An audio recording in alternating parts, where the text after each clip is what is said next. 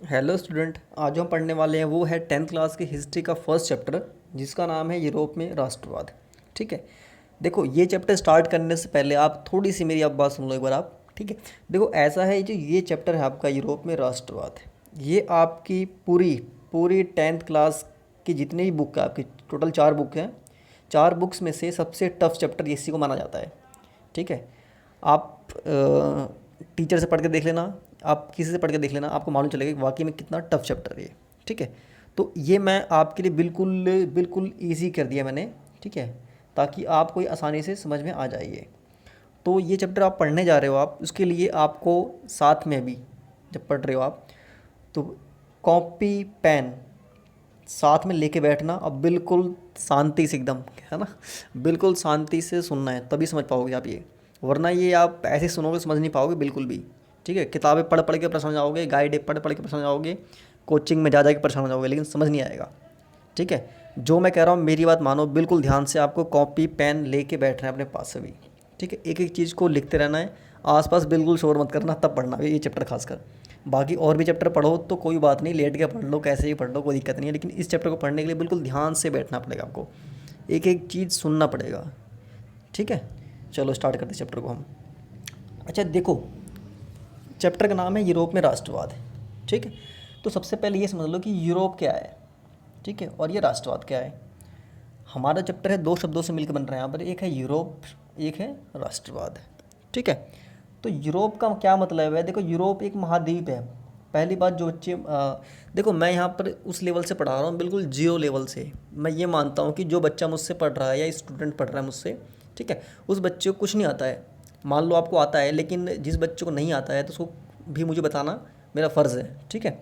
तो बिल्कुल मैं ज़ीरो लेवल से लेके चल रहा हूँ ताकि सबको समझ में आ जाए। तो थोड़ा प्लीज़ टाइम निकाल के बैठना पढ़ने के लिए। ठीक है। तो देखो, यूरोप का मतलब क्या है। यूरोप एक महाद्वीप है। कहने का मतलब होता है, महाद्वीप का मतलब होता है कि ऐसा जगह बहुत बड़ा जहाँ पर कई सारे देश होते हैं। जैसे हमारा भारत है। भारत कौन से महाद्वीप में, एशिया महाद्वीप में है। ठीक है ना। भारत कौन से महाद्वीप में है, एशिया महाद्वीप में है। और इस एशिया महाद्वीप के अंदर कई सारे हमारे देश आते हैं। वैसे ही जो यूरोप महाद्वीप है, यूरोप के अंदर भी कई सारे देश आते हैं। जैसे एग्जांपल के लिए देखें तो अगर हम फ्रांस, जर्मनी, ठीक है, लिखते रहना ये, इटली, स्विट्ज़रलैंड, ठीक है, इंग्लैंड, ये सारे जितने भी हैं हमारे, जितने भी लैंड करके नाम मिलेंगे ना, सारे ये यूरोप में मिलेंगे। ठीक है। और इटली, रोम, ये सारे क्या है, ये हमारे यूरोप के अंदर आते हैं। ठीक है। इटली की राजधानी रोम है। तो ये सारे हैं। अब देखो, यहाँ समझ गए आप यूरोप का मतलब क्या है। ठीक है। और राष्ट्रवाद का मतलब क्या है। देखो, राष्ट्रवाद का मतलब होता है, राष्ट्रवाद का सिंपल मतलब यही है, जब कभी आप अपने देश के बारे में, जब अपने देश के बारे में आप लगते हो वफादारी करने। ठीक है। देश के प्रति वफादारी, देश के प्रति निष्ठा, देश के प्रति सद्भावना, इसे कहते हैं हम राष्ट्रवाद। जब आप अपने देश के बारे में लगते सोचने कि भाई मेरा भी देश है, इसको तरक्की करनी चाहिए, देश को, इसका विकास होना चाहिए, देश को आगे बढ़ना चाहिए, तो इसे कहते हैं राष्ट्रवाद, बिल्कुल एकदम सिंपल लैंग्वेज में। ठीक है। अब देखो यहाँ पर कि ये जो है यूरोप जो है, ये पूरे यूरोप की बात चल रही है, इसलिए चैप्टर जो है थोड़ा सा टिपिकल है, क्योंकि किसी पर्टिकुलर एक देश की बात नहीं चल रही यहाँ पर। ये पूरे जितने भी यूरोप हैं, यूरोप में कई सारे देश हैं, बताया मैंने को भी। इन सब देशों में जो राष्ट्रवाद है कैसे आया, कि भाई उनको अपने देश के लिए भावना कैसे कब आई। ठीक है। ये क्वेश्चन रहेगा आपका कि भाई जितने भी देश हैं ये, इनके अंदर राष्ट्रवाद की भावना कैसे आई, कब आई, किस तरह से आई, ये हमें पढ़ने वाले हैं। ठीक है। तो पूरे यूरोप के अंदर ये राष्ट्रवाद कैसे फैला, ये है आपका। इसीलिए हमें अगर पर्टिकुलर एक कोई कंट्री होती है ना, अगर मान लो, तो आपको समझ में आता आसानी से। जैसे कि आप पढ़ोगे भारत में राष्ट्रवाद, उसमें भारत में राष्ट्रवाद है, सिर्फ भारत एक देश है। अगर वहीं बोलता है यूरोप में राष्ट्रवाद है तो आप कन्फ्यूज़ होते, क्या नाम है, अगर होता एशिया में राष्ट्रवाद तो हमारे सारे देखने पड़ते फिर हमें। लेकिन यहाँ पर क्या है, सिर्फ यूरोप में राष्ट्रवाद जो है ये, इसमें क्या है, कई कंट्री है हमारी। तो इन सब में कैसे कैसे राष्ट्रवाद आया, ये पढ़ना है हमें। ठीक है। और कैसे ये लोग आज़ाद होते गए और ये देश बनते चले गए। ठीक है। चलो अब स्टार्ट करते हैं इसको। देखो, पहली बात यहाँ पर ध्यान दो कि जो यूरोप में राष्ट्रवाद है, यूरोप में राष्ट्रवाद वो 3 चरणों में आया, मतलब कि 3 स्टेप हुए, तब जा कर के यूरोप में राष्ट्रवाद आया। 3 बातें, 3 चीज़ हुआ है, 3 घटनाएं घटी है यहाँ पर। कहाँ पर, यूरोप में। ठीक है, जिसमें पहला है 1779 की क्रांति, एक घटना ये हुई। दूसरी 1830 की क्रांति, ठीक है, जिसे जुलाई क्रांति भी कहते हैं।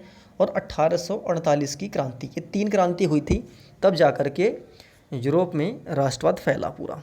ठीक है। अच्छा, क्रांति का मतलब क्या है? क्रांति का मतलब सुधार होता है। अगर यहाँ पर देखा जाए, वैसे क्रांति का मतलब होता है चेंजेस, कुछ बदलाव होना। ठीक है, चाहे अच्छे हो चाहे बुरे हो, लेकिन अधिकतर अच्छे में देखा जाता है।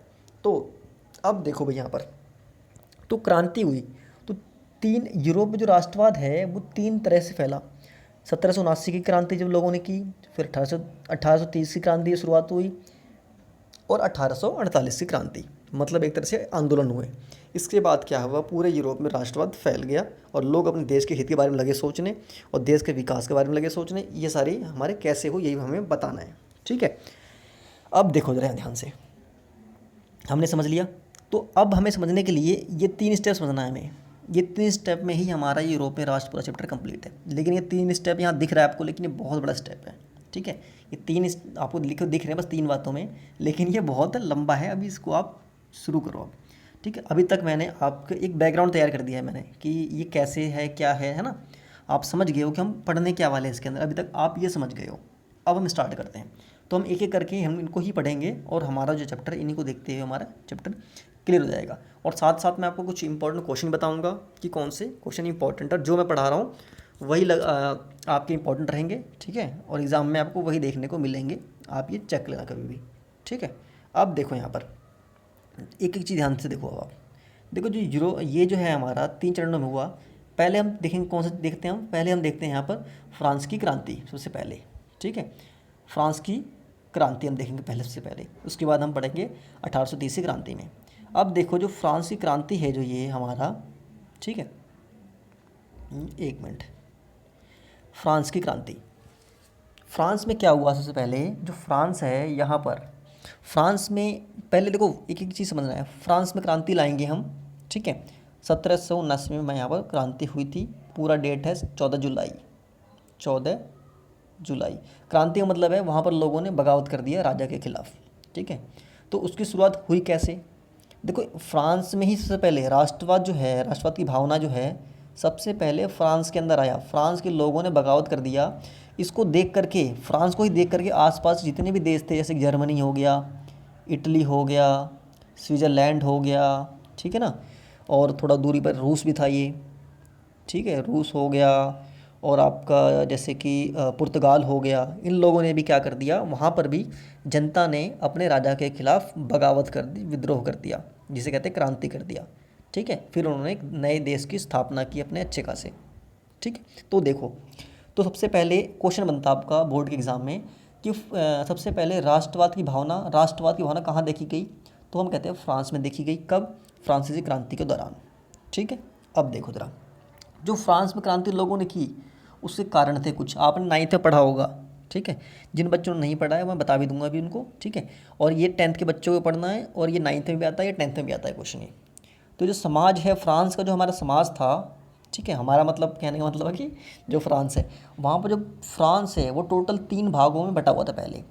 3 भागों मतलब कहने का मतलब ये हो गया, जैसे कि आप जानते हो कि जब इंडिया है भारत में, पहले भारत के अंदर जो हमारा समाज है वो बटा हुआ था कई भागों में। जैसे कि भागों मतलब कि कई समाज में बटा हुआ था। जैसे कि ब्राह्मण थे, है ना, ब्राह्मण जाति के लोग होंगे, क्षत्रिय होंगे, फिर शूद्र होंगे, छोटी जाति, बड़ी जाति, भेदभाव, ये सब था ना पहले। सेम वैसा ही बिल्कुल। आप देखो, मैं यही, आप जो है, मैं इंडिया से आपका वो करता रहूँ कोरिलेट, ताकि आपको समझ में आ जाए।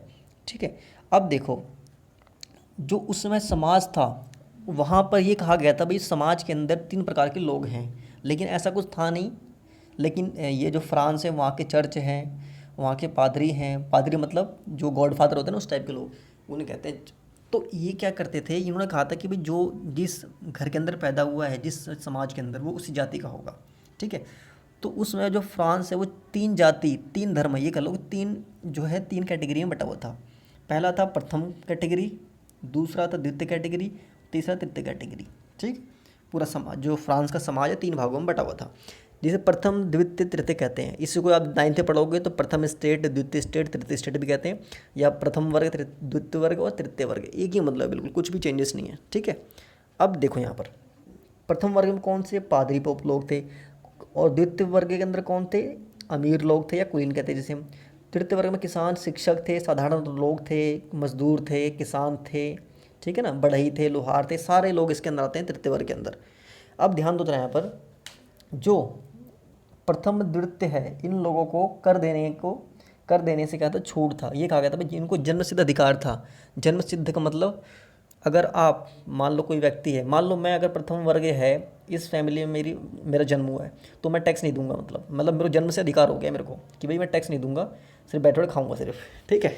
तो यहाँ ज़्यादा संपत्ति मेरे पास ही होगी। ये लोग हैं, ये लोग इनकी सेवा करेंगे दोनों की, यही लोग टैक्स देंगे। तो और ये लोग पढ़े लिखे लोग थे, देखो ये, ठीक है। अब हुआ क्या, इस कारण ये सारा इनको टैक्स देना पड़ता था, किसको, तृतीय वर्ग को। इस प्रकार ऐसा होने के कारण जो वहाँ फ्रांस है वहाँ पर जो राजा था लुई सोलवे था, चाहे लुई सोलवे ऐसे लिखो चाहे आप ऐसे लिखो, 16 और यहाँ लिख दो वे, लुई 16 ही बोलते हैं इसको।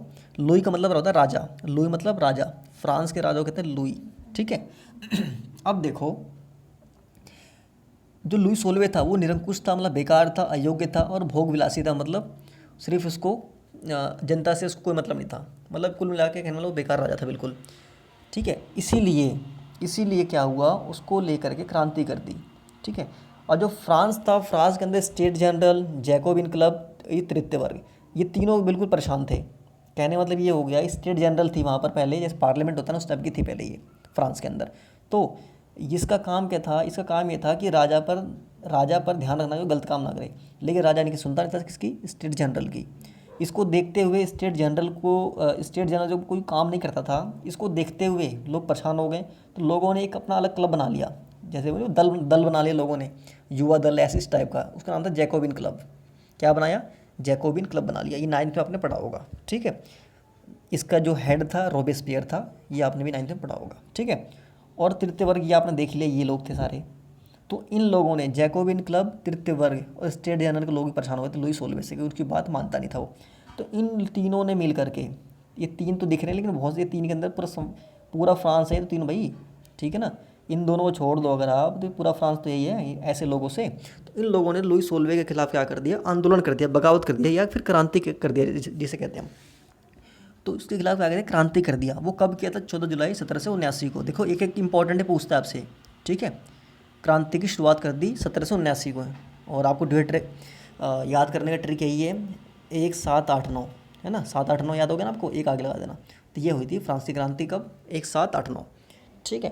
तो जब क्रांति कर दिया, देखो भाई हम इसके बाद हम आएंगे यूरोप में राष्ट्रवाद, क्योंकि स्टार्टिंग यहाँ से हुआ था, इसीलिए मैं आपको बता रहा हूँ फ्रांस के बारे में पूरा। और ये पेपर में क्वेश्चन बनता है, कुछ भी फालतू नहीं इसके अंदर। अब देखो, एक मिनट थोड़ा मैं उसको ऊपर कर दूँ। अब देखो इस तरह से क्या हो गया कि जो 14 जुलाई को स्टार्ट हो गया क्रांति राजा के खिलाफ। अब राजा को लोगों ने हटा दिया वहाँ से, ठीक है। राजा को हटा दिया और उसको क्या कर दिया, फांसी लगा दिया राजा को, लुई सोलवे को, ठीक है। अब क्या हुआ कि जब जुलाई की क्रांति ये हो गई, 1779 की क्रांति, ठीक है। इसके बाद यहाँ पर एक संस्था बन गई जिसके बोलते हैं डायरेक्टरी। क्या बोलते हैं, डायरेक्टरी। एक नई संस्था बन गई, डिपार्टमेंट बन गया डायरेक्टरी। और राजा रहा नहीं अब तो ये काम करने लगी डायरेक्टरी। तो डायरेक्टरी के अंदर 5 सदस्य थे जो पढ़े लिखे थे, काफ़ी अच्छे समझदार से लोग थे, जो अच्छे डिसीजन ले सकते थे। वो लोग इसके अंदर चुन के आए, 5 लोग। इनका काम क्या था, शासन चलाना फ्रांस का एक अच्छे तरीके से, ठीक है। इसी 5 सदस्य के अंदर ध्यान देने की बात का बिल्कुल एकदम, इसी 5 मेंबर में से एक मेंबर था जो, उसका नाम था नेपोलियन। कौन था, नेपोलियन। इस नेपोलियन का पूरा नाम था नेपोलियन बोनापार्ट, ठीक है।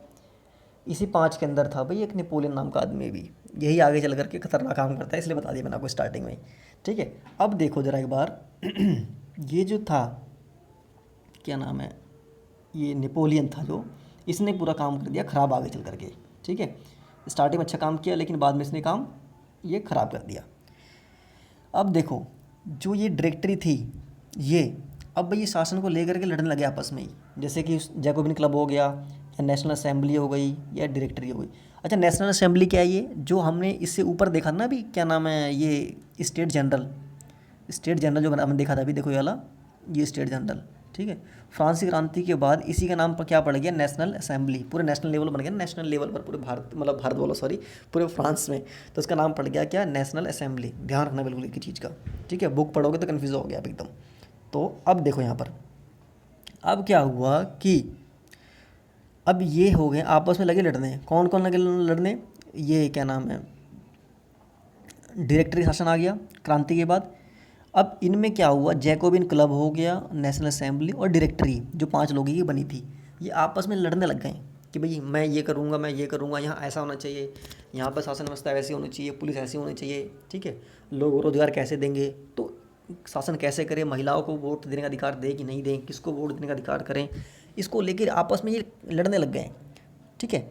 इस जो लड़ाई था, ये आपस में जो लड़ाई कर रहे थे, इसका फ़ायदा उठाया किसने, नेपोलियन ने, ठीक है।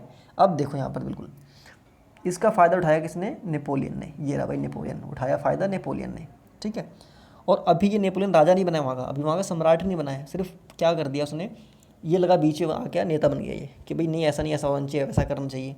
तो लोगों का ध्यान गया भाई, नेपोलियन एक अच्छा बोलने में ठीक था वो, तो लोगों का ध्यान कहाँ चला गया, नेपोलियन की तरफ, कि भाई नेपोलियन ठीक कह रहा है, तो ठीक है। तो नेपोलियन अभी राजा नहीं बना था, उससे पहले ही लगा सलाह देने लोगों को, ठीक है। उससे पहले ही क्या करने लग गया, नेपोलियन सलाह देने लग गया। और उसने काफ़ी अच्छी सलाह भी दी है, जिसको लोगों ने माना, ठीक है। उसने काफ़ी अच्छी सलाह दी है, तो जिसको और लोगों ने माना। अब जो कौन कौन सलाह दी है देखो एक बार आप जरा, ये अभी सम्राट नहीं बनाया, सिर्फ वो सलाहकार था, उसने सलाह दिया। और उसने क्या सलाह दिया, और उसने कुछ सुधार भी किए सलाह के अंदर, जो कौन कौन से थे, ये सारे उसने सलाह दिए और ये काम कराया फ्रांस के अंदर। लेकिन अभी ये सम्राट नहीं बनाया, उससे पहले दे दिया। देखो कौन कौन सा, पहला, अब क्या कर दिया, फ्रांस का एक झंडा चुन लिया गया भाई, कि फ्रांस में एक झंडा होना चाहिए, पहली बात तो, ठीक है। 3 रंग का झंडा था, आपने पढ़ा हो 9th के अंदर, वो लाल नीला सफ़ेद, ठीक है। 3 रंग का झंडा चुन लिया गया। और जो स्टेट जनरल है उसका जो है, मतलब नेशनल असेंबली, जो आगे स्टेट जनरल है, बताया था मैंने आपको, स्टेट जनरल पहले थी वो, जब लुई सोलवे था, उसको ख़त्म करके आगे क्या बना दिया गया, उसी को नेशनल असेंबली। तो इसको कहा गया भाई यहाँ इसके जो मेंबर होंगे वो चुन के आएंगे, अब उनका इलेक्शन कराने लग गया। वो कौन, हिटलर, सॉरी हिटलर बोलो, नेपोलियन, ठीक है ना। तो क्या सलाह दे करके, अभी राजा नहीं बना यहाँ पर। ये आगे क्या हुआ, उसने सुधार करवाया काफ़ी प्रशासनिक, कि अलग अलग डिपार्टमेंट बना दिया, भाई ये काम ऐसा होना चाहिए, ये उसने सुधार करवाया। किसने, अभी नेपोलियन ने। फिर नाप तोल की एक समान प्रणाली लागू कर दी, कि भाई देखो पहले क्या था, फ्रांस के अंदर ये अलग अलग एरिया है, यहाँ पर जाओगे तो 2 किलो का अलग मतलब है, 2 किलो में 2 किलो का अलग मतलब है, यहाँ पर 2 किलो का अलग मतलब है, यहाँ पर 2 किलो का अलग मतलब है। मान लो आप 20 रुपये का, आप मान लो कि 50 रुपये की चीनी लेते हो 1 किलो आप, तो यहाँ पर लोगे 50 रुपये की 1 किलो, तो वहाँ पर 2 किलो मिलेगी। वहीं पर 50 2 किलो वहाँ लोगे तो आपको 1.5 किलो मिलेगा। मतलब 1 किलो लो था ना, उसका हिसाब नहीं था कुछ भी, कहीं 50 ग्राम फालतू, मतलब कुछ नहीं था कि भाई कितना होना चाहिए पर्टिकुलर एक। तो उसने क्या कर दिया, हिटलर ने इसको ध्यान, सॉरी हिटलर बोल रहा, नेपोलियन ने क्या कर दिया, उसने नाप तौल की समान व्यवस्था लागू कर दी। और क्या, वहाँ पर फ्रेंच भाषा को राष्ट्रीय भाषा घोषित करवा दिया। किसने, नेपोलियन ने। फ्रेंच मतलब फ्रांस की जो भाषा है फ्रेंच कर दी। आयात निर्यात पर जो शुल्क था, टैक्स था, उसको खत्म। आयात आयात मतलब खरीदना, निर्यात मतलब बेचना। आपस में लोग पहले बेचते तो लुई सोलवे ने उस पर टैक्स लगा रखे थे, वो उसने ख़त्म कर दिया। और आखिरी में उसने क्या किया, शहीद जो लोग हो गए थे, जो लुई सोलवे के खिलाफ आंदोलन कर रहे थे, क्रांति कर रहे थे, उसमें शहीद जो हो गए थे, उनकी मूर्तियाँ बनवा करके चौक के ऊपर ऐसे कर दिया, उनको लगे उनकी इज्जत करने, उनके गुणगान करने, उनकी पूजा करने, इस टाइप के लगे करने। तो इससे क्या हो गया कि भाई लोग लगा कि जो है हमारा नेपोलियन है ये तो बहुत अच्छा है, ठीक है ना, ये क्या है, नेपोलियन बहुत अच्छा है। और नेपोलियन ने काफ़ी अच्छा काम किया है, ठीक है ना। तो देखो ये हो गया आपका, ये आप पेपर में बनता है कि फ्रांस में क्रांति जो है, क्रांति की भावना फैलाने के लिए लोगों ने क्या किया, या नेपोलियन ने क्या किया। तो यही आपका आंसर है, ये क्वेश्चन है आपका एनसीईआरटी के अंदर, देख लेना। सेम इसका यही साथ के साथ पॉइंट लिख देना आप, ठीक है। ये आपका पहला हो गया, इंपॉर्टेंट क्वेश्चन बता दिया मैंने आपको यहाँ पर, ठीक है। अब आगे देखो, अभी तक इसने काम किया, लोगों ने भाई जो नेपोलियन था उसको अच्छा माना काफ़ी। अब नेपोलियन का फ़ायदा उठाया कि लोग भाई मुझे मान रहे हैं, तो नेपोलियन ने 1804 में खुद को क्या कर लिया, उसने सम्राट घोषित कर दिया कि भाई मैं हूँ जो हूँ फ्रांस का सम्राट हूँ। आ गया ना, देखो अब उसने क्या कर दिया, फिर सम्राट घोषित करने के बाद जो नेपोलियन है उसने 1804 में कुछ नियम कानून बनाए, जिसे कहते हैं नागरिक संहिता कहते हैं, या नेपोलियन की संहिता। ये पेपर में क्वेश्चन बनता है, मोस्ट इंपॉर्टेंट है। पूछेगा कि 1804 में 1804 की नागरिक संहिता बताइए, ये 1804 की नेपोलियन की संहिता बताइए, तो यही है। ठीक है, क्या है देखो इसके अंदर। अब उसने क्या कर दिया, इसने कुछ नियम कानून बनाए थे जिसे कहते हैं संहिता। पहला, विशेष अधिकारों की समाप्ति, जो पहले आपने पढ़ा था ऊपर कि भाई लोगों को, प्रथम वर्ग को, द्वितीय वर्ग को, इनको अभी भी क्या है थोड़ा बहुत अधिकार था, अब उसने टोटल पूरा ख़त्म कर दिया उसने। किसने? कि भाई किसी को अधिकार नहीं, सब लोग क्या है, समान है। अब देखो उसके बाद दूसरा उसने क्या किया कि कानून के सामने सबको कहा सब बराबर है, कोई प्रथम वर्ग नहीं, कोई द्वितीय नहीं, कोई तृतीय नहीं, सब बराबर है भैया। ठीक है, ये क्या कर दिया, नेपोलियन ने कर दिया। तीसरा काम क्या किया उसने, संपत्ति के अधिकार का कानून बना दिया कि हर व्यक्ति के पास संपत्ति होना चाहिए, ऐसा उसने कर दिया भाई। जिसको नहीं है उसको संपत्ति उसने थोड़ी बहुत दे भी दी। ठीक है, ताकि संपत्ति, इससे क्या हो गया, संपत्ति का अधिकार हो गया, सबको अपने पास संपत्ति रखने का हक है भाई। ठीक है, ऐसा कर दिया।